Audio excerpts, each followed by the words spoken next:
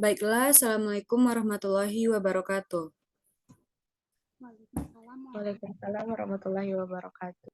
Sebelumnya kami mengucapkan terima kasih kepada Ibu Dr. Dina Sukma, SC, SPD, MPD, selaku dosen pengampu mata kuliah Psikologi Pendidikan, dan kepada rekan-rekan yang telah mengikuti perkuliahan pada hari ini. Sebelumnya, perkenalkan kami dari kelompok 13 yang beranggotakan saya sendiri Pinta Yuni Gusfa dengan NIM 22231081 dan rekan saya Latifa Zahra dengan NIM 22058093 dan Marisha Kidaningsi dengan NIM 22031080. Nah, pada kesempatan kali ini kami akan mempresentasikan tentang perbedaan individu dalam belajar. Adapun topik pembahasan yang akan dibahas yaitu yang pertama ada gaya belajar, yang kedua siswa berisiko, yang ketiga anak berkebutuhan khusus atau ABK, yang keempat pendekatan pembelajaran berdasarkan keberagaman peserta didik. Untuk materi yang pertama akan saya jelaskan sendiri, yaitu tentang gaya belajar. Yang pertama yaitu pengertian gaya belajar. Apa itu gaya belajar?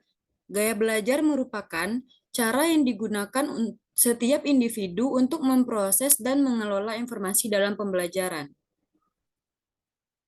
Yang selanjutnya, terdapat beberapa faktor-faktor yang mempengaruhi gaya belajar. Yang pertama yaitu faktor fisik.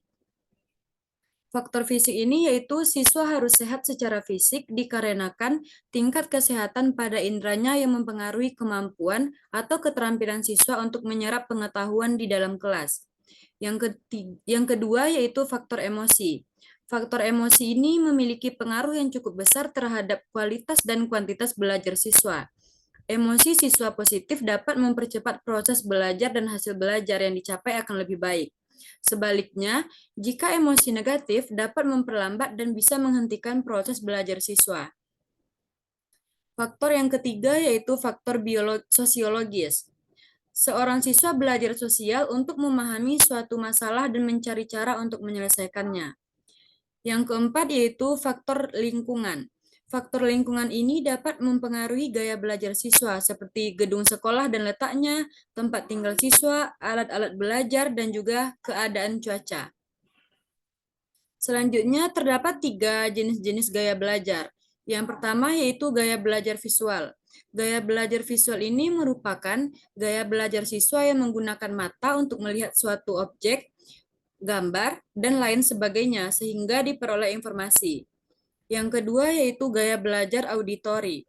Gaya belajar auditori ini merupakan gaya belajar yang menggunakan telinga untuk mendengar sesuatu sehingga informasi mudah untuk dipahami, diolah, dan disampaikan dengan didengar secara langsung. Jenis gaya belajar yang ketiga yaitu gaya belajar kinestetik. Gaya belajar kinestetik ini merupakan gaya belajar siswa dengan melakukan, bergerak, dan menyentuh sesuatu sehingga mudah memperoleh informasi dan mengingatnya. Sekian materi dari saya. Materi selanjutnya akan dijelaskan oleh rekan saya yaitu Latifa Azahra. Kepada Latifa disilahkan. Baik, terima kasih kepada moderator. Di sini saya akan menjelaskan tentang siswa berisiko.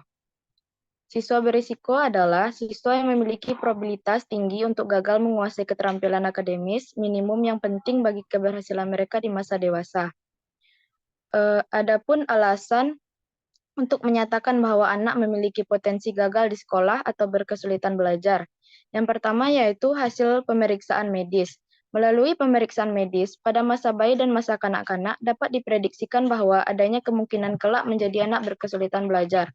Meskipun prediksi ilmiah untuk selamanya, tetapi dapat digunakan untuk usaha intensif dalam mencegah terjadinya penyimpangan pada anak di masa yang akan datang. Yang kedua yaitu risiko biologis. Risiko biologis menunjuk pada suatu kemungkinan yang didasarkan atas riwayat medis dan kesehatan data menimbulkan kesulitan belajar di sekolah. Adapun contoh risiko biologis adalah prematuritas. Prematuritas dan orang tua yang berkesulitan belajar meskipun tidak pasti, tetapi banyak kasus di sekolah bahwa anak berkesulitan belajar adalah anak-anak yang memiliki latar belakang prematuritas, sehingga dapat diwaspadai akan pertumbuhan dan perkembangannya. Yang ketiga yaitu risiko lingkungan. Terkait dengan adanya kekurangan stimulasi lingkungan sosial yang menyebabkan pertumbuhan dan perkembangan anak tidak optimal. Stimulasi tersebut mencakup fisik, emosi, kognitif, dan intuisi. Dari penyebab lingkungan tersebut dapat diketahui dan diprediksikan serta diintervensi penyebab anak dalam berkesulitan belajar. Selanjutnya, karakteristik siswa berisiko. Yang pertama yaitu riwayat kegagalan akademis. Yang kedua yaitu usia yang lebih tua dibandingkan teman sekelas. Yang ketiga yaitu masalah emosional dan perilaku. Yang keempat yaitu sering berinteraksi dengan teman sebaya yang berprestasi rendah. Yang kelima yaitu kurangnya kelekatan psikologis dengan sekolah. Yang keenam yaitu meningkatnya keengganan untuk terlibat dengan sekolah. Baik, saya kembalikan kepada moderator. Baik, terima kasih kepada Latifah Zahra. Materi selanjutnya akan dijelaskan oleh Marisha Kidaningsih. Kepada Marisha, disilahkan. Baik, terima kasih kepada moderator. Di sini saya akan menjelaskan tentang anak berkebutuhan khusus atau dikenal juga dengan ABK. Anak berkebutuhan khusus yaitu anak yang memiliki keterbatasan fisik, intelektual, emosi, dan sosial. Anak-anak ini dalam perkembangannya tuh mengalami hambatan sehingga tidak sama dengan perkembangan anak sebayanya.